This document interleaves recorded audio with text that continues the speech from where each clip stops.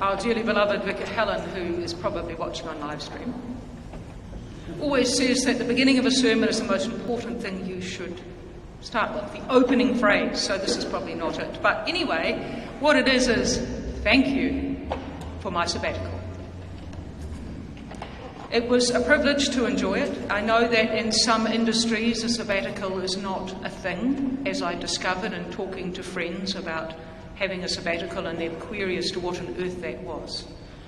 I have discovered the true value of a sabbatical time, and for that I am greatly thankful. Sabbatical time is founded, so they say when you do some searching, in the biblical practice of Shemitah, which I can't promise to be pronouncing correctly.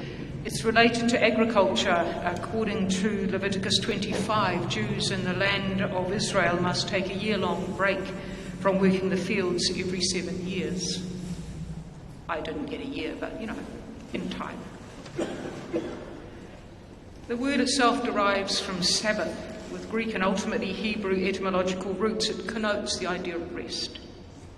The rhythm of 7 that is theoretically at least echoed in our 7-day cycle of having 1 day of Sabbath and rest a week. Please tell me who last did that. To begin with, it was hard to unlock from the anxiety that I should be doing something. This wasn't a holiday, and yet it wasn't work.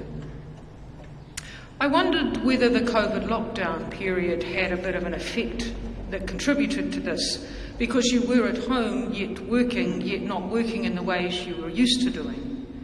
Many people use sabbatical as a time to travel overseas, an opportunity to connect with colleagues who may be in similar ministry units or similar ministry contexts, or to engage in a course of study in a particular area of interest. Or simply removing yourself distance to a physical place means no one can get at you. There's advantage to that. Well, the COVID world situation was not going to allow me the chance to do this, and I knew that from the outset. Initially, I thought maybe I would distance myself somewhere else in New Zealand. And early on, while I was out walking my 2 dogs on one of the familiar routes around the neighbourhood, I internally sighed at the boring sameness of things and thought, how on earth am I going to manage 3 months of this? And then I asked myself, what do I actually need from a sabbatical? It would be nice to travel to new places, to meet new people, to experience new things, to explore and learn from other contexts and landscapes. But these could also be distractions.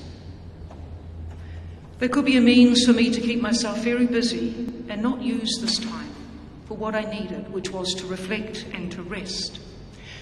You see, when we think of landscapes, we often think of those geographical ones we travel, but there are also inner landscapes.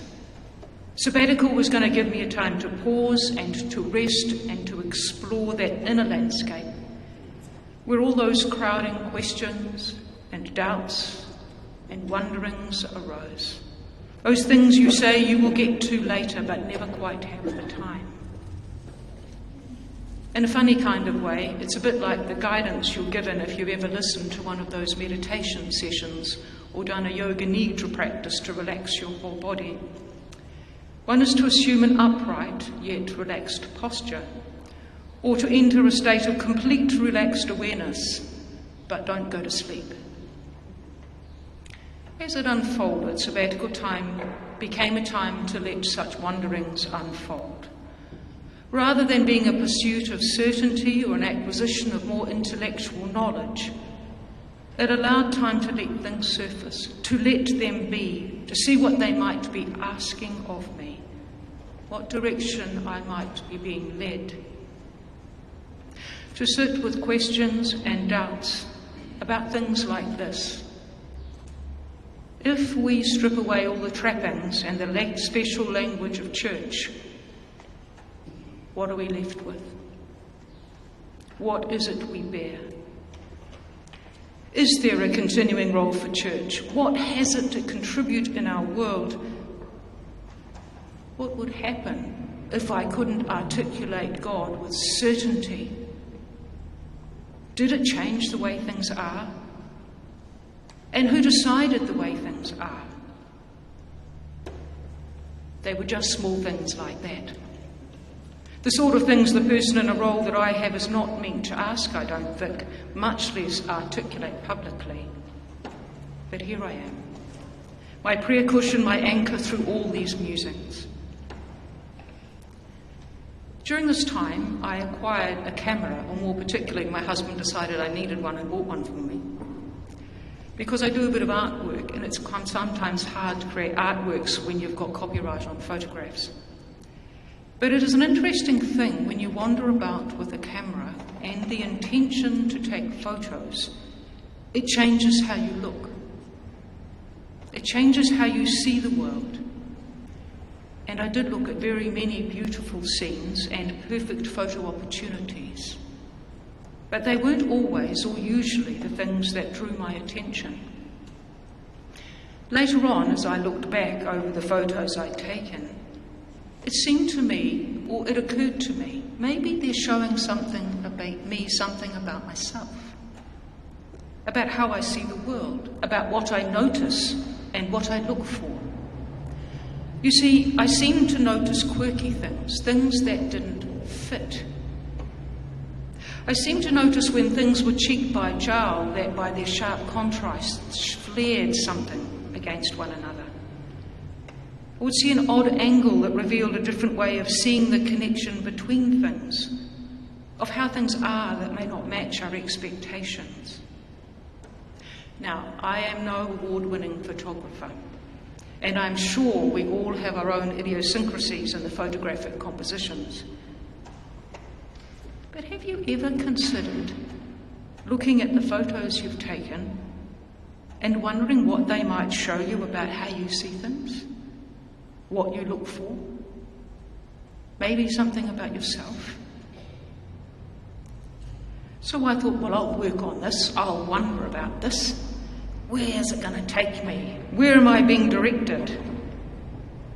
Then in that liminal early morning time that we sometimes have when awarenesses arise, it occurred to me, if this is what I notice, what I look for and see, and if I think it's telling me something about who I am, then maybe I am drawn to pay attention to those who don't fit. Maybe I want to see a different angle and the connections this reveals. And maybe I want to ask why there are so sharp contrasts between those things cheek by jowl. Well, all this may seem a little introspective, especially for those who prefer to actually do something, not to sit around reflecting and talking about things. After all, being actively engaged is what St Matthew's is all about. I came across this wonderful book by a woman called Elizabeth Lesser, and its title is this: Cassandra Speaks. When women are the storytellers, the human story changes. Elizabeth, in this book, coins the term innovist. She sees it as a matched pair to activist. She describes an activist as someone interested in healing and changing the world, and an innovist as the part of us that seeks inner change and inner healing. Activism, she describes, as anything you do to serve a cause greater than yourself, and quoting Khalil Gibran, she describes it as love made visible. Innovism is love of oneself. Something gospel about that. It is the realization that healing the self and healing the world go hand in hand. Sometimes the very evils we want to fight in the world, the broken behaviours we blame on others, are also alive in us, and they are in need of our attention, our kindness, our understanding, our healing. Lesser has never regarded activism and innovism as mutually exclusive. In fact, she says, one keeps the other in check. Last week, Helen Robinson challenged us with the question about who, or perhaps what, decided that some people were deemed to be included and some not. I think we would each like that to be different, for there to be an easy and quick fix. But it's like this because of the way we are, the way our society that we create each day is. Activism needs innovism, as uncomfortable as that may be for us. Whether we are wrestling with poverty, or homelessness, or climate emergency, or prejudice, or inequity, or injustice, in their many forms. Today we hear Jesus saying to those who had a full belly last week and are clamouring at him, "Where did you go? You're looking for me not because of the signs, but because you ate your fill." But they continue to hector, "What must we do? What sign are you going to give us so we can see and believe? What work are you performing? Give us that bread always." A lot of words about doing and seeing and proving and performing and giving us what we want on the terms we want it, and then we'll believe. They, perhaps like us, we want to be given, we want to take, we want to get, we want to have. Because perhaps there is an incredibly deep longing in us for something. Something always out of reach, something somewhere else. Maybe Jesus is crying out, "Wake up!" In case you've gone to sleep. Stop. Notice what you have, what you are being given in every moment. All that you need is here now. If last week's gospel is to be believed, there's enough among us for each to be filled according to their need.